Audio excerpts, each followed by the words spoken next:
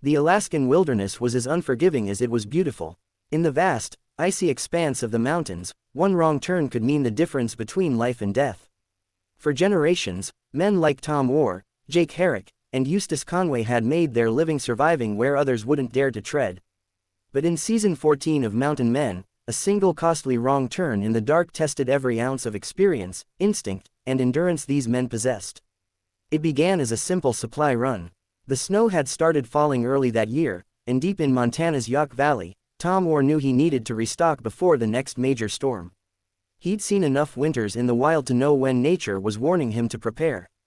But even with all his years of experience, the wilderness still had a way of humbling a man who thought he knew it all. The roads were narrow and slick, and the snow came down in thick sheets that blurred the world into a sea of white.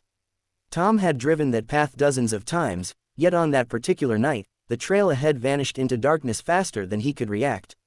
A sharp turn, a hidden patch of black ice, and the truck fishtailed into the unknown. The headlights swung wildly, bouncing off trees and rocks before the vehicle came to a shuddering stop in a ditch. The engine still hummed, but the realization set in quickly: he was miles from home, with no phone signal, no backup, and temperatures plummeting below freezing. Tom had always said the key to survival wasn't brute strength, it was calm thinking under pressure. He took stock of what he had: a flashlight, some tools, a small thermos of coffee, a few emergency supplies, and the hunting rifle he always kept in the truck. But his mind wasn't on hunting now, it was on survival. He stepped out into the wind, the snow whipping against his face like shards of glass, and saw that the back tire was deeply buried in mud and ice. It would take more than a quick shove to get out of that ditch. Meanwhile, several hundred miles away, Jake Herak was facing his own battle against nature's fury. He'd been tracking a mountain lion that had been preying on local ranchers' livestock for weeks. His dogs were his lifeline, their sharp noses and fierce loyalty guiding him through the rugged terrain. But that night, the terrain turned treacherous. The snow came without warning, a storm so sudden it erased the tracks he'd been following. The dogs barked and howled into the void, confused and disoriented. Jake pulled his parka tighter and glanced at the horizon. The light was gone, swallowed by the dark clouds. He had a choice to make: turn back and risk losing the trail completely, or push forward and risk losing himself. The lion was close, he could feel it, but the night was growing colder by the minute. He knew the terrain like the back of his hand, but the storm made everything look alien. A single misstep sent him tumbling down a short incline, his flashlight spinning out of his grip. It hit the snow with a thud and went out. In that instant, the darkness was absolute. No stars, no moonlight, just the heavy, suffocating black of the mountain night. His dogs barked somewhere above him, their voices echoing strangely in the canyon. Jake tried to climb back up, but the slope was slick, and every movement sent loose snow cascading beneath him. For men like Jake and Tom, nights like this were reminders that the wilderness demanded respect. They'd built their lives around understanding that truth, yet the wild always had one more lesson to teach. Hours passed as Tom worked to free his truck. He used the jack to lift the rear end, wedging branches and stones under the tires for traction. Each time he tried to move forward, the wheels spun helplessly. The cold seeped through his gloves, gnawing at his fingers. He checked his watch, it was nearing midnight. He could stay and keep trying, or abandon the truck and make the long walk home. The idea of trekking through a snowstorm in the dark wasn't ideal, but he'd done worse. He gathered his rifle, flashlight, and the essentials, then started the slow climb back toward his cabin. Every crunch of snow underfoot echoed in the emptiness. The forest was eerily silent, the kind of silence that made a man feel small. The snow was knee-deep in places, and the temperature continued to drop. Frost gathered on his beard, and his breath hung in the air like smoke. He focused on the rhythm of his steps, forcing himself to keep moving.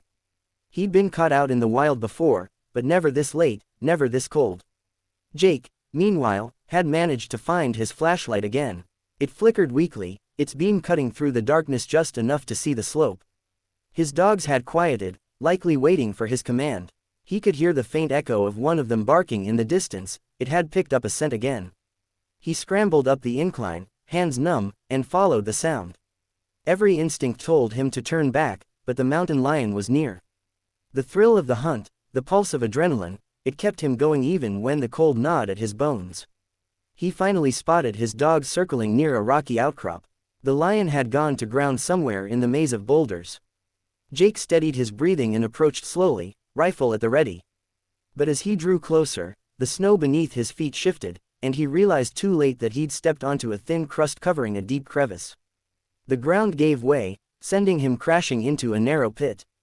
The impact knocked the wind out of him, and the rifle clattered somewhere above. He tried to move, but his legs screamed in pain, a possible sprain or worse.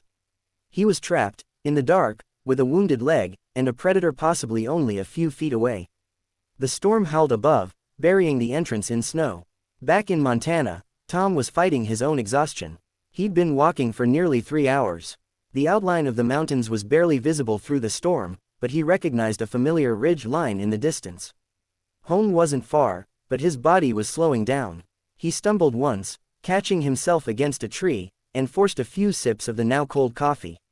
He thought of Nancy, of the life they'd built out here, of the countless winters they'd survived. The thought gave him strength. When he finally reached the cabin, his fingers were so stiff he could barely open the door. Inside, he threw wood into the stove and collapsed into the chair, his clothes steaming as the fire crackled to life. He'd made it, but his truck was still stranded, and the storm wasn't letting up. Tomorrow, he'd have to dig it out. For Jake, morning brought little comfort. The storm had passed, but the cold remained brutal. He used his knife to chip at the frozen snow around him, widening the space enough to pull himself free. His dogs had stayed close all night, their loyalty likely saving his life. Once he was out, he fashioned a crude splint for his leg using branches and rope, then began the painful journey back to his base. The lion could wait. Right now, it was about survival. By the time he reached his cabin, he was half frozen and bleeding from small cuts on his hands and arms. But he'd survived, once again proving that sheer determination could overcome the worst the mountains had to offer.